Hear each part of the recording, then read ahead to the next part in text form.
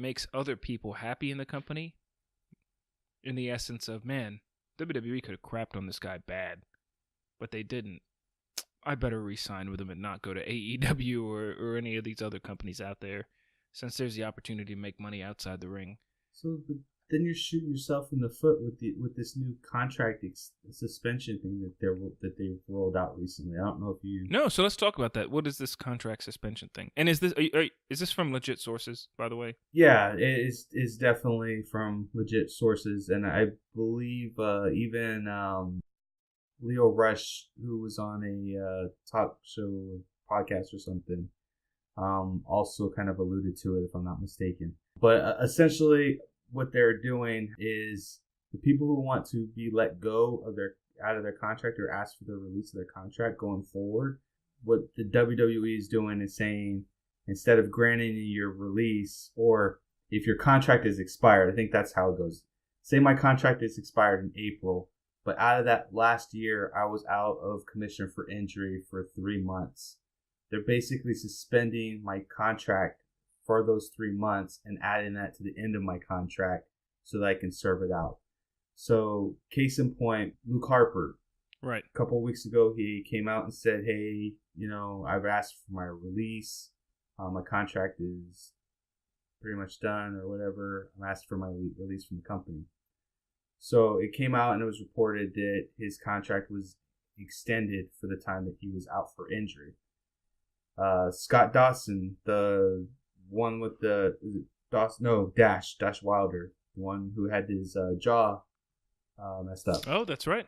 His contract is actually, so both Dash and Wilder's contracts were supposed to be up at the same time, so that way that they can, because they're still not re-signing with the E, is my understanding. However, Dash's contract is actually up longer because of the time that he was out, so they're tacking on that injury time to the end of his contract. So there's like a 4-month gap between Dash's contract versus Wilder's contract. Or Dawson's so what do you think about that versus Wilder's contract. I don't like it, man. I think that's a scummy way of doing business, personally. Especially if someone's asking for their release. You're 1099, you're asking for your release. And instead of just saying, hey, you can wait out your contract without pay or some type of remedy for that kind of thing, they're saying, no, we're going to tack on an extra 4 months so that way we can keep you longer, whether you decide to show or not. I think that's crummy, man. I think it's a deliberate play to prevent people from going on to greener pastures, or what they perceive to be as greener pastures. And that 4 months is in addition, or whatever they tack on, is in addition to your non-compete.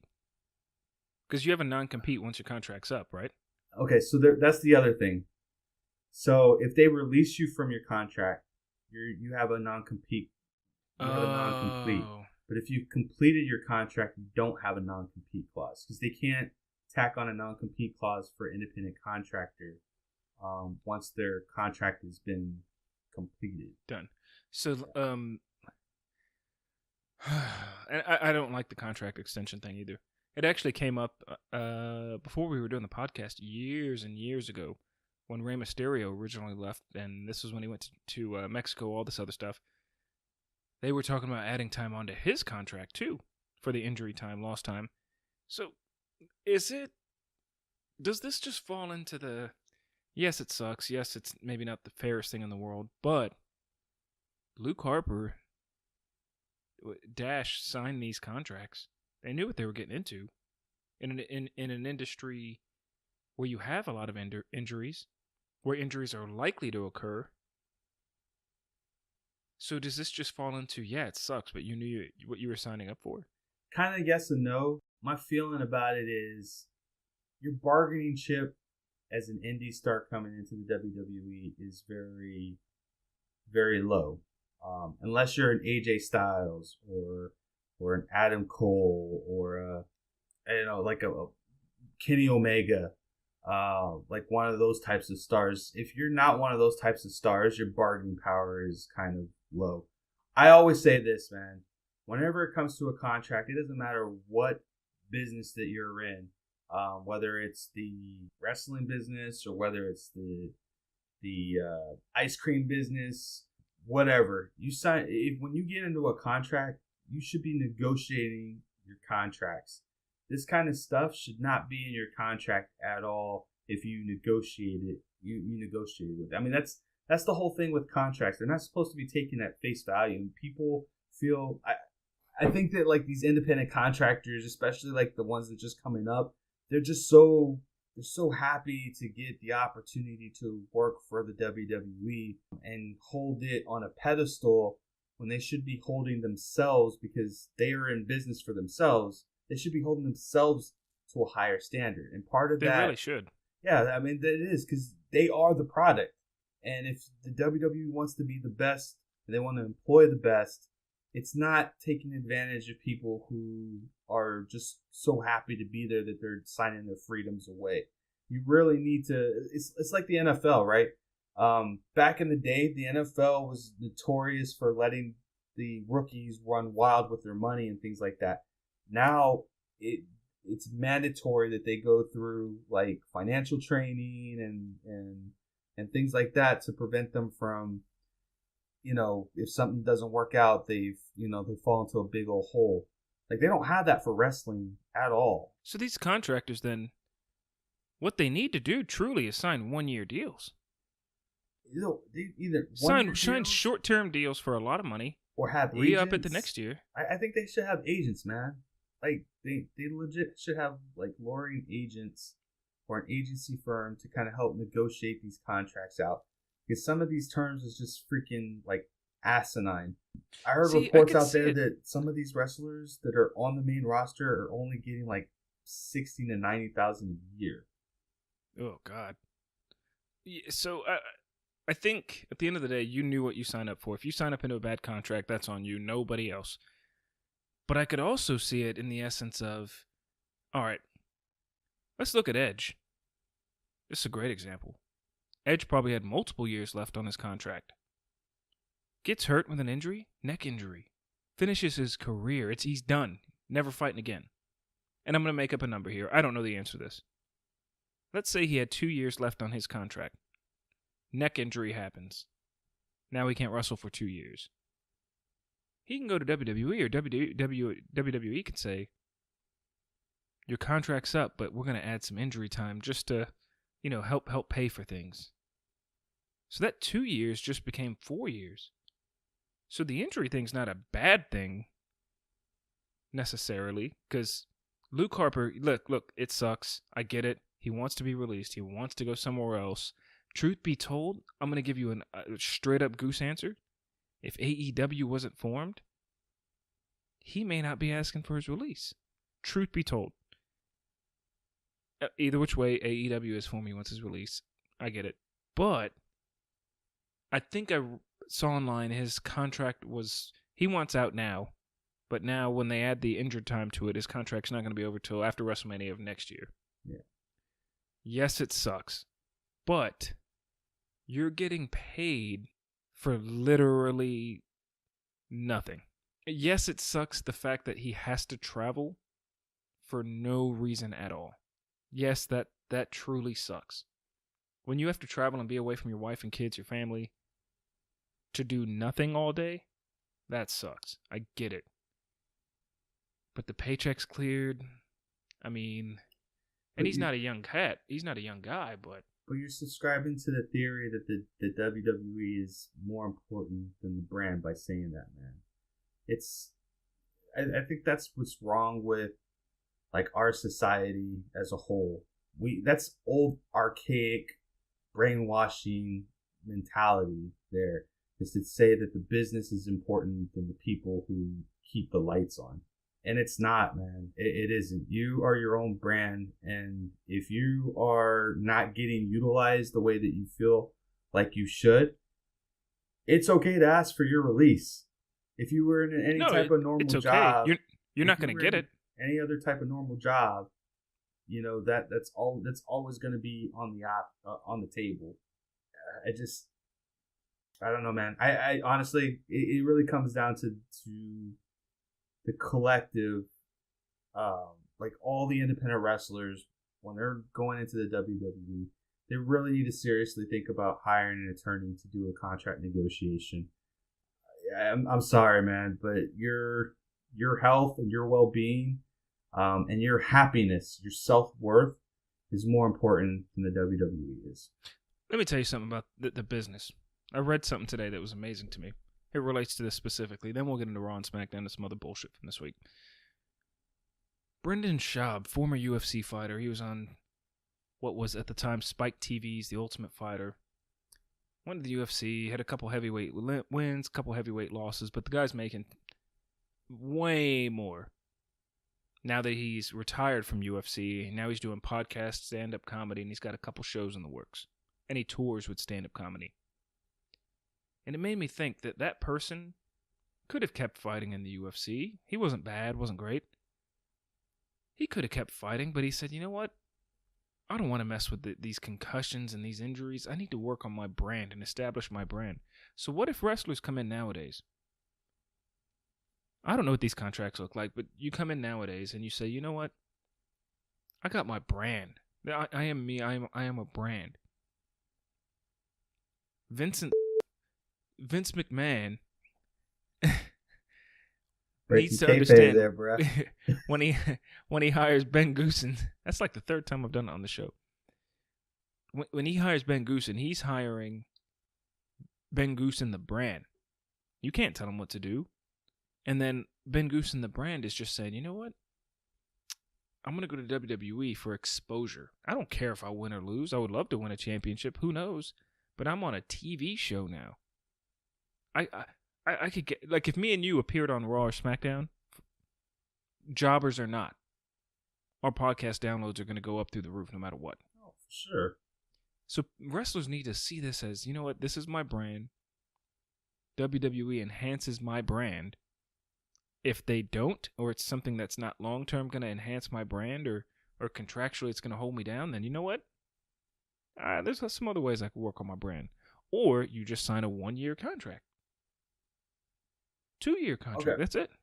So, I know we want to jump to the other topic, man, but let me ask you this other question. Are you okay with the WWE having your, as a 1099, having access to all of your social media profiles? Not at all. So that's now a thing. So I would get it because they're a big company, so I can't go out saying racist, offensive stuff. But the things that would hurt them, a lot of things would hurt. No, okay, so this is where I'm going with this. Rusev and Lana, the engagement ring pictures. That was them with their brand, their personal brands. WWE hated it, obviously. So that's what I'm saying. I'd sign a 1-year contract. Because you could hate, like, if I posted a picture that I'm getting married to somebody I'm feuding with, and WWE says I don't like it, I'd say, all right, cool, I got 2 months left. Fuck you gonna do about it? They shouldn't have access to their accounts. They should have access. What do you mean access? I mean, like literally, there is a how do I say provision or a guideline or something. There's something that they had to sign that says that, hey, you have to give us all of your passwords for your social media account, and you cannot give it out to anyone. I 100% call bullshit on that. Whatever online tweet Leo Rush saying stuff. Oh, that's 100% shit. That came from a couple of wrestlers, including that's shit, including Ryback. Ryback, but a disgruntled wrestler. I will say this. Around the time, and I didn't know this until now, and I actually came to this conclusion myself. Around the time when that alleged provision and signing whatever social media contracting came out, I noticed that people were switching their names from their wrestling names to their actual personal names. So I think that that's the way that they're trying to get around it, is saying that, hey, you can have access to my, like, I was Mr. Perfect, right? That makes total sense. If your name is Sage WWE The Mark, at that point you're using WWE in the name to gain viewers, stats, all that good stuff. So that part I get. Now, granted, if you give up your password to anybody for anything in this world, you're an idiot. Wrestler or not, you're just an idiot. So I get it. If I go to WWE and say, hey, look, what if I change my name on Twitter, on social media to Ben WWE? Are you cool with that, man? I'll probably get like 10 million followers. Yes, I get WWE saying, hey, look, then, if you're using our name, we got to make sure you're not posting a bunch of stupid stuff. Give us your password. Cool, I get it. But if I'm saying, nope, password, man. This is going as Benjamin Goosen. To post to my stuff, but they don't have access to my DMs. That's how it should work, bro. Yeah, I agree. That's not how it works, though. Because if Sage, if you go to a company, the WWE, and say, look, my name is Sage the Mark on Twitter. I got 500,000 followers, but if I put Sage WWE, I'll have 10 million followers. WWE has the right to say, well, all right, if you're putting our name or your gimmick name, say your gimmick name is Sage the Great in WWE. If you're using your WWE created name as your Twitter handle, I'm not saying they deserve your password, but they own probably the trademark to that name, so they deserve an extra step. The handle, man. Owns the trademark to the handle. But WWE, it's a correlation. Like, it ain't hey, no correlation. WWE, I could put WWE Sage on there, and WWE cannot sue me for trademark infringement. But it's a correlation. You're using your employer's, hey, look, employer, can I put your name in my name so I'll get followers? WWE is going to want something out of that, just to cover their backside. But they don't need because what if you go on some racist? Man. That's what I'm saying. They don't need permission to do that at all. If I wanted, well, then these wrestlers are idiots for signing into stupid shit. If I want to put Sage Ice Cream Shop Incorporated, because that's my employer, Ice Cream Shop Incorporated, I'm breaking kayfabe here. Like, right. My employer can't do nothing to me at all. They're not gonna. They can't do anything to me because they don't own that. And these wrestlers are just stupid. Then by that logic, I'm just saying, man. Like, they need like either a union or an agent or something like that, man. Because they can't be letting them run rampant like this, man. They left unchecked. This is what happens, man. You get disgruntled people. Everyone wants to leave. Privacy is being invaded constantly. Like this. I guess I'm at the point where, man, I'm advocating for the wrestlers to step it up. Step it up, man. Start taking ownership of your own brand and challenge the system, man. Like, there's no these paying dues. Like, that's all brainwash stuff, man. It's old, man. That's from 1980s. Old, archaic stuff, man. Nobody does that no more, man. Come on now. You say that stuff for the indies. Don't. You're a professional now. You don't pay, you've already paid your dues. That's why you're here. Let's go. That's what I'm saying. Sage the Marks, we got in a little bit of an argument, but at the end of the day, we agreed. There is no paying dues. Think about it. If I had 50 million followers on Twitter, WWE would have me on the show next week in a heartbeat. Yeah. They want to capitalize on my work. Trying to splurge off of me. And where'd that check coming from? Because they ain't giving it to me, I'll tell you that.